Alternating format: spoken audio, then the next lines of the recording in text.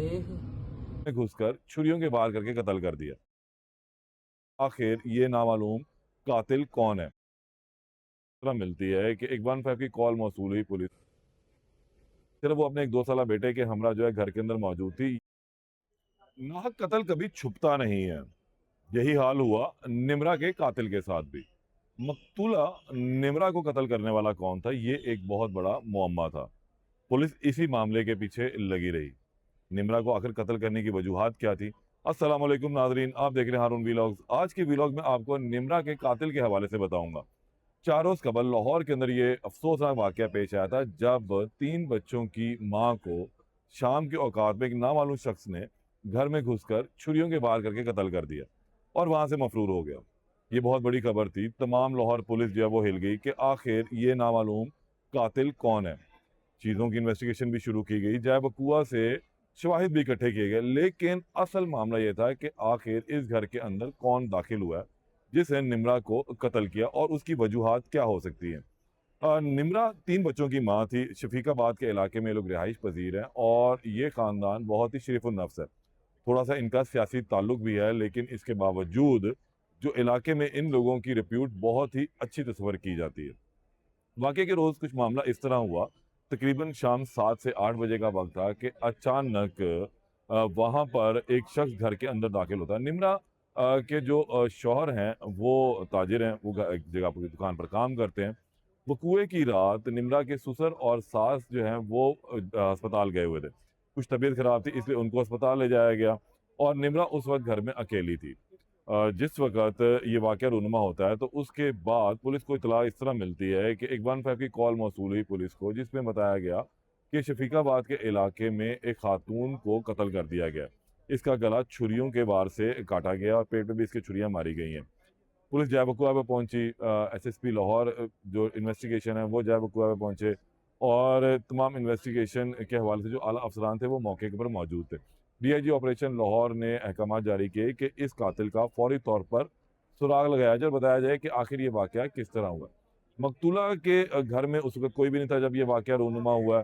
सिर्फ वो अपने एक 2 साला बेटे के हमरा जो है घर के अंदर मौजूद थी। ये जिस वक्त मकतूला का शौहर घर पहुंचता है तो उसने देखा कि दरवाज़ा खुला हुआ है और बाहर सहन फर्श पे इसकी बीवी की लाश पड़ी हुई है। परेशान हो गया, 15 की कॉल की गई। उसके बाद जो है वो तमाम जो आला अफसरान मौके के ऊपर पहुंचे, रिश्तेदारों को भी इतला दी गई, सास ससुर पर भी ये जो खबर थी वो क़यामत बन के टूटी और इसी तरह मकतूला के घर वालों पर भी ये क़यामत खेज खबर जब पहुंची तो वो लोग भी इंतहाई परेशान थे।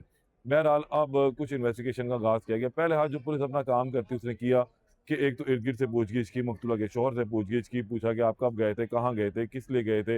इन तमाम चीज़ों को जांचने पड़तालने के बाद वो इस नतीजे पर पहुंचे कि मकतूला के शौहर का इस कत्ल से दूर दूर तक कोई ताल्लुक नहीं है और ये एक बेहतरीन तरीके से कत्ल किया गया, जिसके अंदर मकतूला को इस हर लिहाज से उसके अंदर छुपा के रखा गया है कि किसी को भी पता ना लगे कि आखिर ये कत्ल किस तरीके से हुआ। बहरहाल मामला जो है वो कुछ आगे चला। पुलिस ने अपनी इन्वेस्टिगेशन का दायरा कार वसी किया। लाश को मुर्दा खाने मुंतकिल किया। उसके बाद पोस्टमार्टम के बाद लाश को जो है इसके लवाहिकीन के हवाले कर दिया गया। पुलिस ने मकतूला के शौहर से अपनी पहले इन्वेस्टिगेशन की और तफ्तीश से मुतलिक उससे पूछा कि वो कब गया, कहाँ गया, घर में किस किस का आना जाना रहता है। यहाँ पर चलने के बाद पुलिस ने इर्द गिर्द की कुछ सीसीटीवी फुटेजेस भी इकट्ठी की। सीसीटीवी फुटेजेस में ये देखा गया कि एक शख्स जो है वो घर के अंदर दाखिल होता है और उसने एक हुड पहन रखा है और वो घर के अंदर दाखिल होने के बाद 10 एक मिनट के बाद घर से बाहर निकलता है और जल्दी-जल्दी, तेज़ी-तेज़ी वहाँ से फरार हो जाता है। अब इन सीसीटीवी फुटेजेस से अंदाज़ा लगाना थोड़ा-सा आसान हुआ कि ये घर का कोई तीसरा फ़र्द है, कोई और नहीं है, यानी कि इस घर के अंदर से मौजूद कोई ऐसा शख्स नहीं है जिसने ये वाक़या किया हो। अब इस शख्स से मुतल्लिक जो इन्वेस्टिगेशन की गई तो फिर निमरा के शौहर ने बताया कि ये हमारा रिश्तेदार ही है और यही घर के अंदर दाखिल हुआ। तहम पुलिस ने फिर इस शख्स को हिरासत में लिया और फिर वो होशरुबा इनकशाफात हुए जिसके मुतल्लिक सुन के सारे परेशान थे। निमरा के शौहर से पूछा गया कि ये शख्स कौन है? उसने बताया कि जी हमारा रिश्तेदार है और ये अक्सर हमारे घर आता-जाता रहता है, मैं इसकी कुछ पैसों से मदद करता रहता हूँ। इस शख्स को ये मुकम्मल इल्म था कि आखिर इस घर के अंदर कितना पैसा मौजूद है। वकूए की रात भी ये इसी तरह ही घर में दाखिल हुआ और वहाँ से जाकर इसने घर में चोरी की।